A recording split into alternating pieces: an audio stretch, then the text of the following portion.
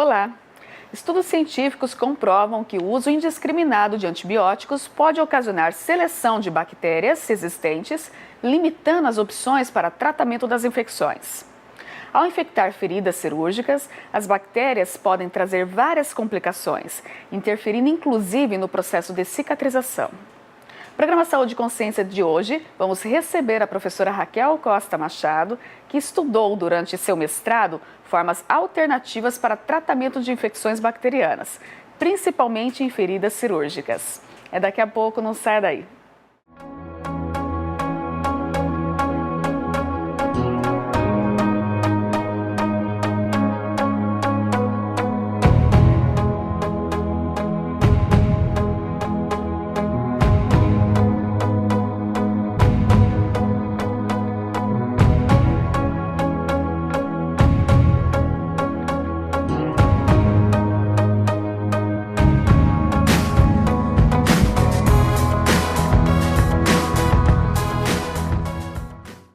Estamos de volta com o programa Saúde e Consciência. Em nossos estúdios recebemos então a professora Raquel Costa Machado.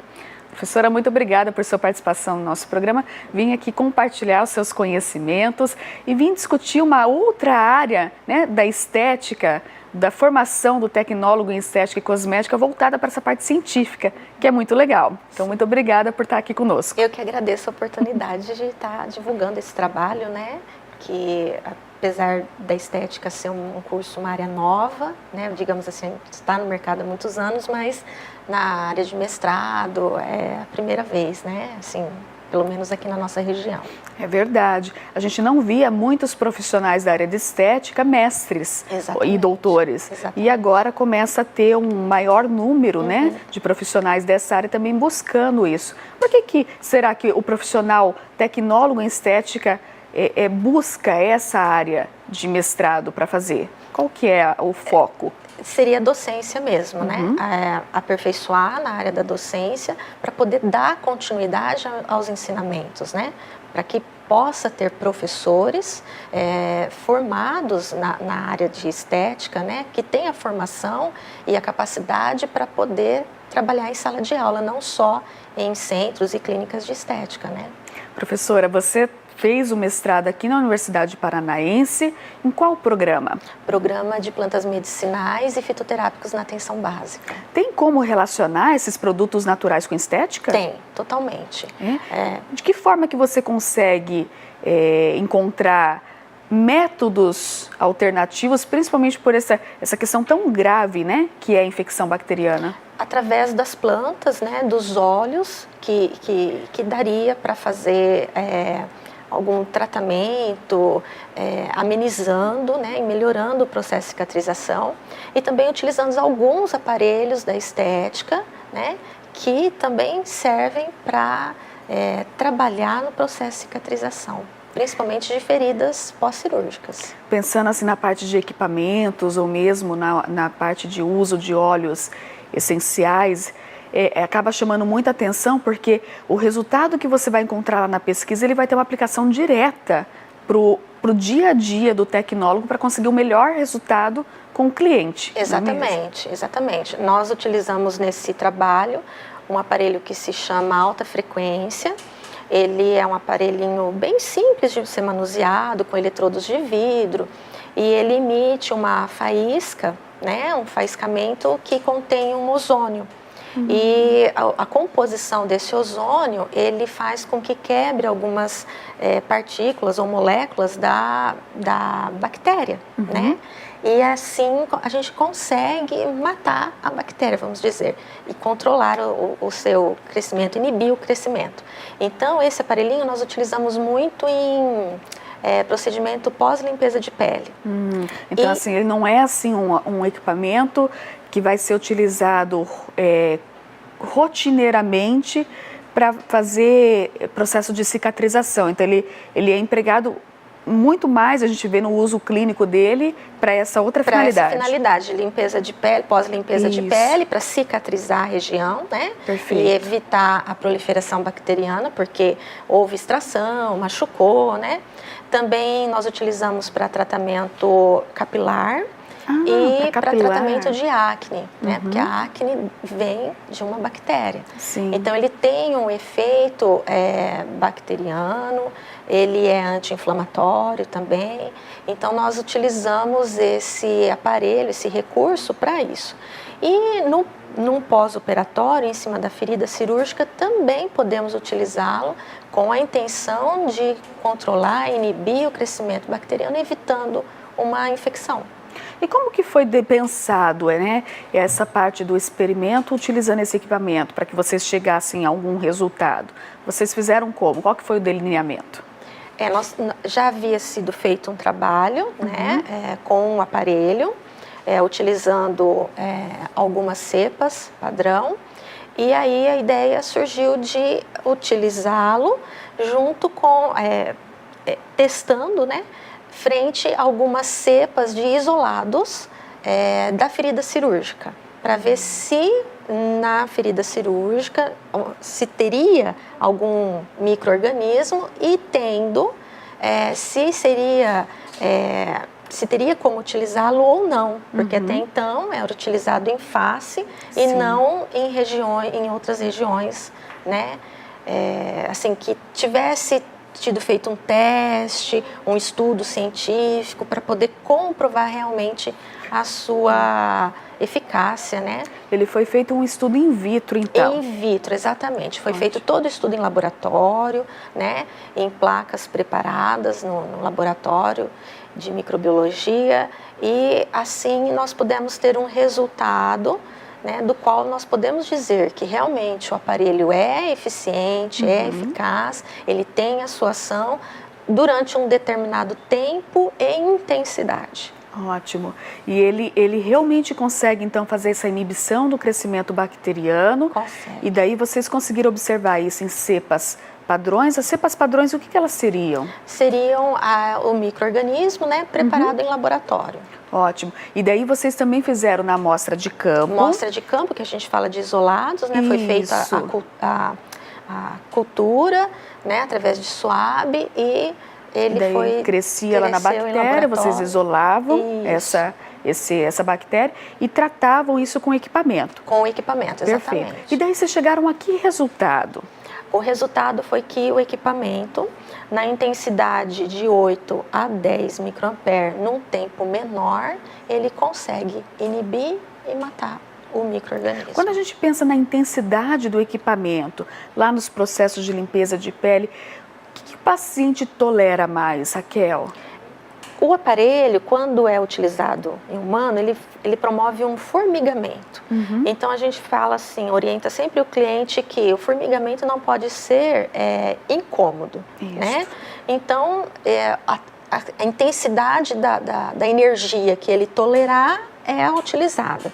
Então às vezes muitos acham assim que porque está formigando já tem medo, vai queimar e tal. Então às vezes, né, coloca uma intensidade mais baixa, mas abaixo de 8, ela não vai ser eficaz para a proposta do equipamento.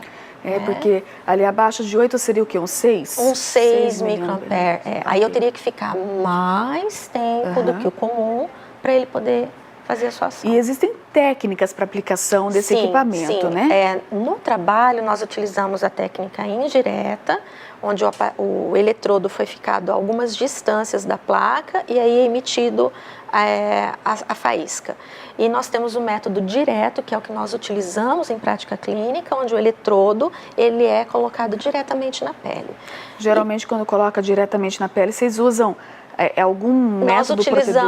Nós utilizamos a gaze para facilitar o deslizamento do eletrodo, porque não utiliza produto, né, quase nada, é só o eletrodo mesmo.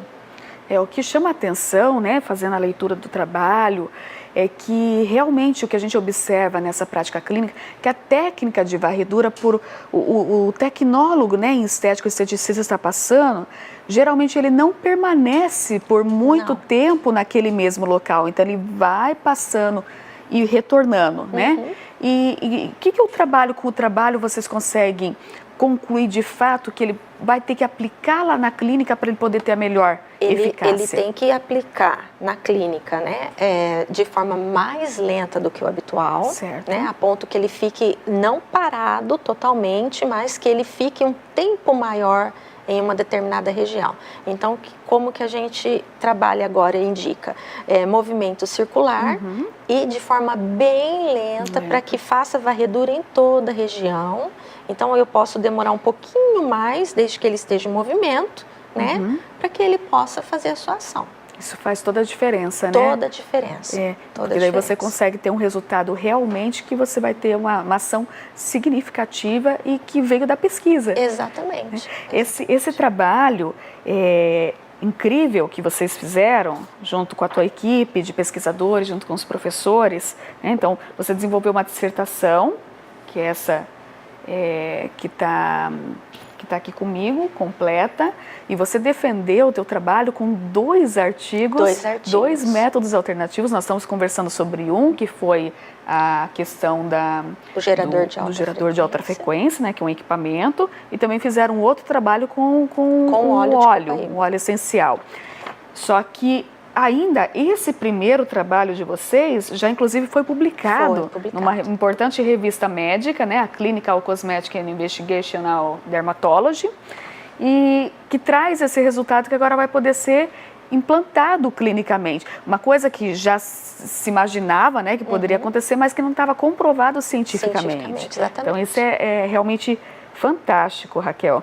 Né? Agora todos poderão ter acesso, né, ao trabalho. Exato. E ter uma referência, né, para poder desenvolver outros trabalhos. E fazer uma ação tão tranquila de ser organizado na parte clínica, que é simplesmente você cuidar da intensidade do tempo. Se o paciente tolera uma intensidade maior, o tempo de permanência para conseguir o resultado será menor.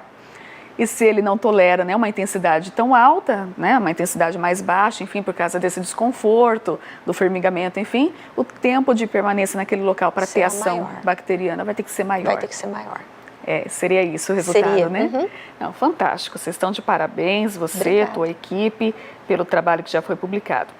E daí agora eu queria conversar um pouco sobre o outro, porque na verdade você fez dois trabalhos. Como que foi isso? Porque dois trabalhos no mestrado, geralmente a gente vê dois artigos científicos sendo feitos já num programa de doutorado.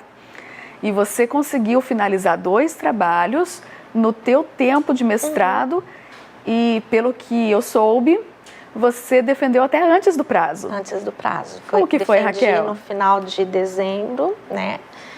O prazo encerraria agora no mês de março, né?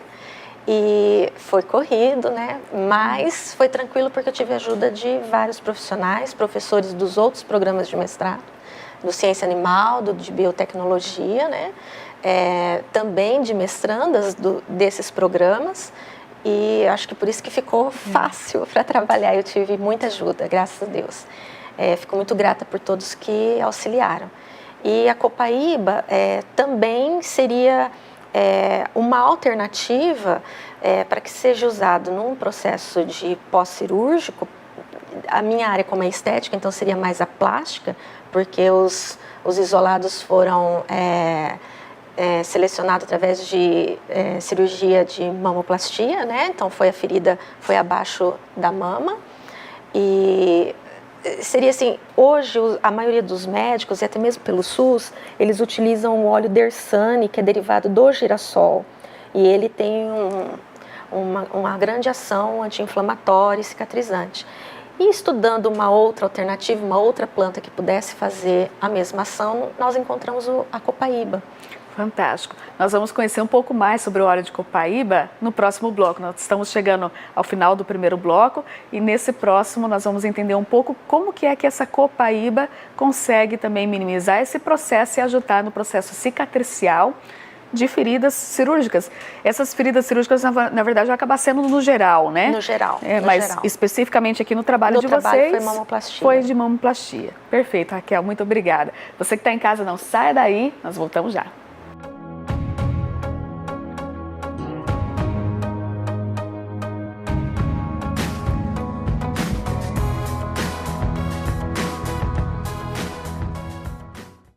Capacitar profissionais para atuação na área de plantas medicinais. Esse é o compromisso do mestrado profissional em plantas medicinais e fitoterápicas na atenção básica da Unipar.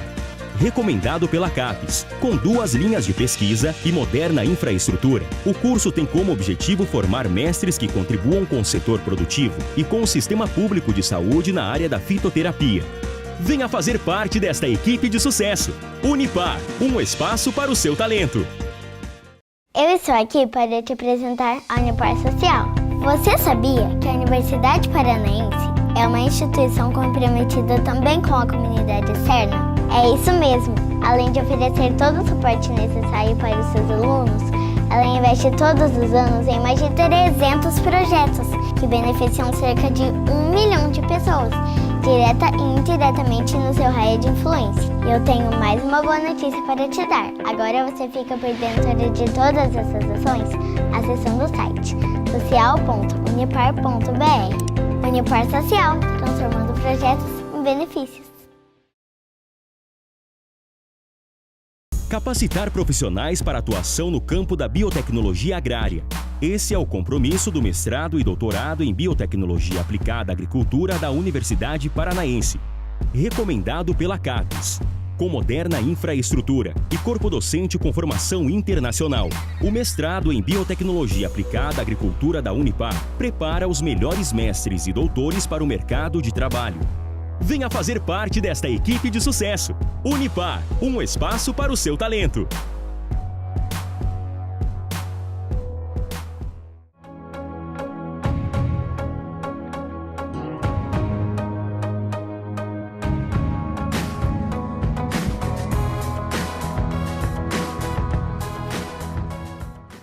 Estamos de volta com o programa Saúde e Consciência, em nossos estúdios, a professora Raquel Costa Machado, conversando um pouquinho sobre métodos alternativos que podem ser utilizados como recurso de tratamento em tratamentos estéticos, né, utilizando para melhorar o processo cicatricial de feridas cirúrgicas, no caso a mamoplastia, que foi desenvolvido no trabalho.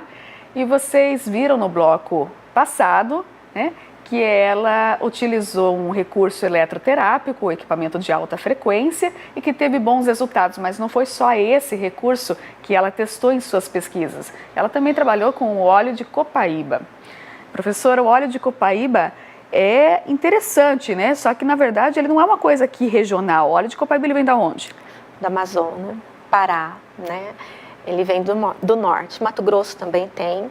Mas aqui na nossa região não tem, é difícil. E daí, como é que vem essa ideia de estudar o óleo de copaíba? Justamente porque não tem aqui na região, né? E que pode ser uma alternativa, sim, apesar de não ter, ele não é caro. E ele é muito utilizado no norte do país como para tratamentos, né? Ele é, inclusive, algumas regiões, eles tomam o óleo de copaíba, né? Eles ingerem.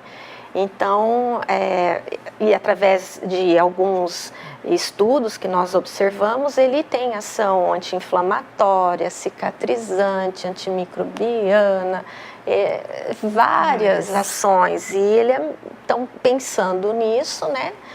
Por que não utilizar o óleo de copaíba, né? Verificar se ele realmente tem a ação antimicrobiana, se ele pode, né, inibir o crescimento de algumas bactérias no período de cicatrização, pós-cirúrgico.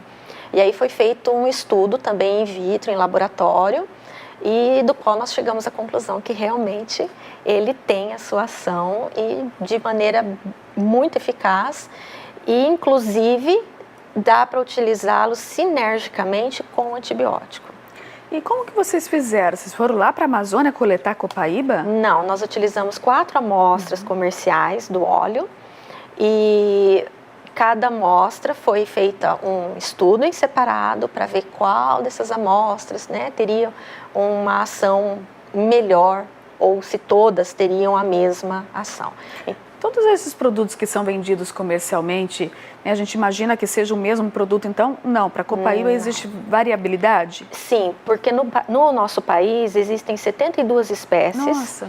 E no norte nem todas são catalogadas, então não dá para saber qual a espécie, né? Então, por exemplo, no Pará, eles estão fazendo um estudo em Oriximiná e tem uma floresta com copaíbas e eles ainda estão estudando qual espécie que tem ali. Então, por enquanto, quando não tem o conhecimento da espécie, é officinalis. Mas nós sabemos que tem várias espécies e cada uma ela tem um composto. Os compostos são diferentes, né? Devido ao seu local, de onde nasceu, a terra, né? O clima. Então, tudo isso difere. E também devido à sua espécie. Então, as composições químicas, né, os ativos que tem dentro do óleo vão ser diferentes. Então, como nós não sabemos aonde essas indústrias, né, obtiveram o óleo, então por isso que nós estudamos separadamente os 4, fizemos análise fitoquímica dos 4 óleos, para poder ver qual a composição química deles, para ter uma ideia de qual componente teria a ação antimicrobiana, né, para responder frente a essas feridas cirúrgicas. E vocês conseguiram observar que tinha diferença entre os 4 óleos para essa ação antimicrobiana? Sim, tem diferença dos 4 com relação a essa ação. E que componentes que vocês encontraram dentro desse óleo que parece estar relacionado com esse efeito? Bom, encontramos vários componentes, em torno de 100 componentes. Né, uns com 70, outros com 60 e assim vai. Mas o que mais chamou a atenção foi o cariofileno. Esse cariofileno tem nos 4, é lógico que em quantidade, em porcentagem menor entre um e outro, mas dos que demonstraram maior ação antimicrobiana, o cariofileno estava em maior quantidade. Então nós atribuímos a ação antimicrobiana ao cariofileno. Olha que interessante. Então, assim, de fato, utilizar tanto o equipamento de alta frequência quanto o óleo, é possível conseguir ter efeitos benéficos aí num pós-cirúrgico? Sim, é possível. E assim, vocês obtiveram as amostras de campo de pacientes, certo, né? Então, como que é o processo para poder ter autorização numa pesquisa para poder fazer essa coleta em pacientes? Bom, a nossa pesquisa passou pelo Comitê de Ética, mas para passar pelo Comitê de Ética foi necessária a autorização do hospital, autorização do médico e dos pacientes para que as amostras fossem coletadas, né? Aí nós tivemos um parceiro médico da cidade, com a sua enfermeira. A enfermeira fez a coleta para que ficasse apenas uma pessoa manuseando, né? E não tivesse muito contato, para não ter contaminação. Então, a enfermeira dele fez a coleta de todos os pacientes de 2 a 3 dias após a cirurgia, né, logo na primeira troca de curativo. E aí essas amostras foram encaminhadas aqui para o laboratório da universidade para que a gente pudesse fazer toda a análise e o estudo. Então, essa primeira triagem que se faz com a cepa padrão, com aquela bactéria que é sintética, para tentar verificar se ela vai ter algum efeito, alguma ação nessa bactéria. E depois tem que tentar confirmar isso para ver se aquilo que acontece de fato no campo, né, no paciente, se confirma. Se confirma. E foi feito dessa forma e se confirmou. Nossa, perfeito.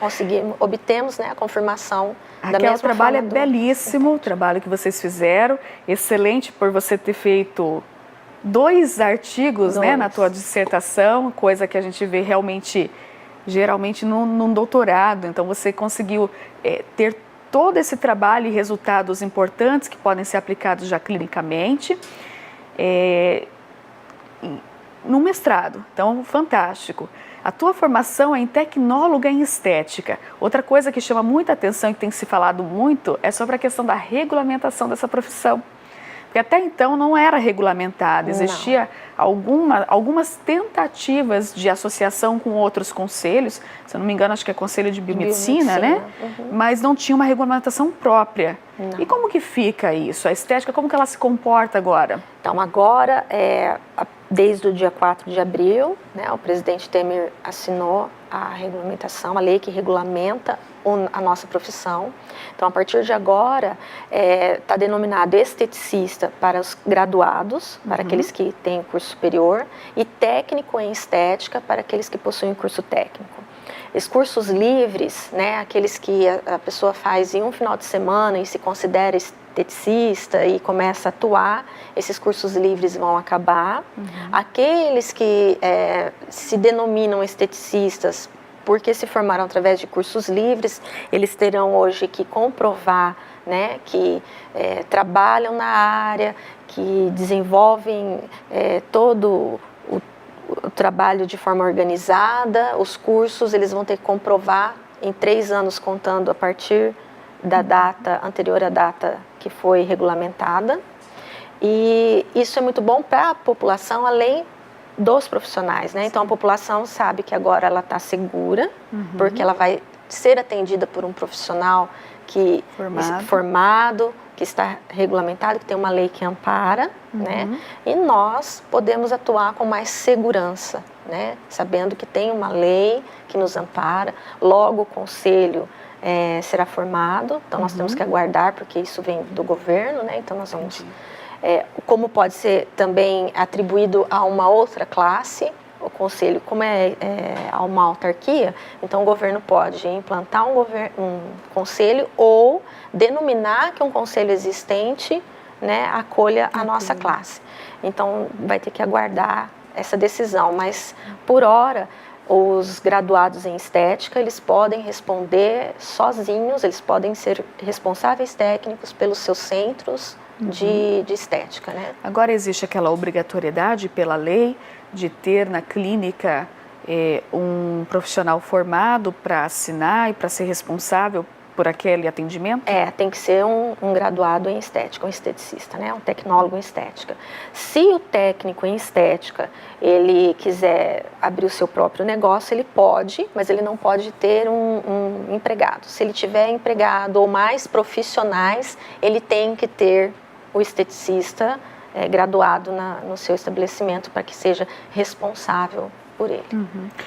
Isso só a população ganha, o profissional ganha também de ter isso tudo regulamentado agora, né? Sim. O que muda daquela tentativa de regulamentação que acontece lá da biomedicina, né, do Conselho de Biomedicina, agora para essa nova lei? Olha, tiveram que fazer várias alterações no projeto, mas basicamente é que os equipamentos que nós utilizamos, podemos continuar utilizando. Muitos debatem sobre criolipólise, pode, não pode. Então, orientação com relação aos equipamentos. Nós podemos utilizá-los até onde nós vamos conseguir sanar caso aconteça algo, sanar o problema, né? Caso aconteça alguma intercorrência. Aconteceu um problema, você sabe resolver? Então você pode utilizar sem problema nenhum. Aconteceu um problema, você não sabe resolver? Então evite de usar esse equipamento, não é para você, né? Então tem equipamentos que são dos médicos e equipamentos que nós podemos utilizar sem problema nenhum. Acho que depende muito do grau de invasibilidade também disso, né? A gente tem que ter uma consciência, né? Até o que nós estudamos. Então nós podemos atuar dentro do que nós estudamos na universidade. O que tem na nossa grade curricular? Muito hoje estão debatendo com relação ao pré e pós-operatório, que o tecnólogo em estética, o esteticista, não pode fazer, somente o fisioterapeuta. Mas nós temos na nossa grade curricular a disciplina de pré e pós-operatório, né? E muitas das pós que nós fazemos tem. Então, nós estamos aptos a trabalhar no pré e pós-operatório. Então, essa é uma conquista, né? E uma discussão. Então, assim, o que o tecnólogo em estética pode fazer? Tudo aquilo que ele estudou, ele pode fazer. Todos os equipamentos que ele estudou, que teve na grade curricular, todas as disciplinas, tudo que ele estudou, ele pode executar. Ainda vai ter outros desdobramentos, né? Porque, na verdade, agora, com a assinatura da lei, tem outras coisas agora que tem que acontecer no processo para que, de fato, saia a carteirinha do profissional, que tem as fiscalizações. Aí seria a implantação do conselho. conselho. Por enquanto nós temos a associação, né? Tanto a paranaense dos esteticistas e temos também a Associação Nacional, que é a ANESCO. Então, o profissional que queira um amparo maior pode estar associando, né, a Associação Paranaense de Esteticistas ou a ANESCO. Perfeito. Então, essas associações, elas nos auxiliam também, né, com dúvidas, a questão jurídica, eles estão sempre amparando, sempre ajudando. Não, mas isso é excelente. A classe, na verdade, agora ela vai crescer ainda mais, ela já é uma classe muito forte, unida, conseguiu o tão almejado, né, legislação para poder amparar legalmente a profissão. E mais que merecido, né, Raquel? Porque realmente é uma profissão que já está há tantos anos no mercado. Mais de 60 anos, Mais de 60 anos no mercado e precisava realmente desse reconhecimento. Precisava. Então, eu parabenizo vocês pela conquista e parabenizo principalmente pela defesa do mestrado, pelo título de mestre conquistado, com honra, né, com 2 trabalhos publicados, que tem uma aplicação direto lá para a sociedade. Eu acho que você, tua equipe, todo mundo de parabéns. Eu agradeço a sua participação no nosso programa, nós estamos chegando ao fim. Muito obrigada por ter vindo, por ter compartilhado um pouco dos seus conhecimentos conosco. Eu que agradeço também, primeiramente, né, a minha orientadora, porque realmente não só a equipe que me ajudou, mas se não fosse ela, acho que eu também não conseguiria ter concluído esses 2 trabalhos, e esses 2 trabalhos aconteceram por causa dela, né? Então agradeço muito a ela e a todos que me auxiliaram, e obrigada pela oportunidade. Obrigada, Raquel. A você que está em casa, eu agradeço a sua audiência e eu espero você na próxima semana.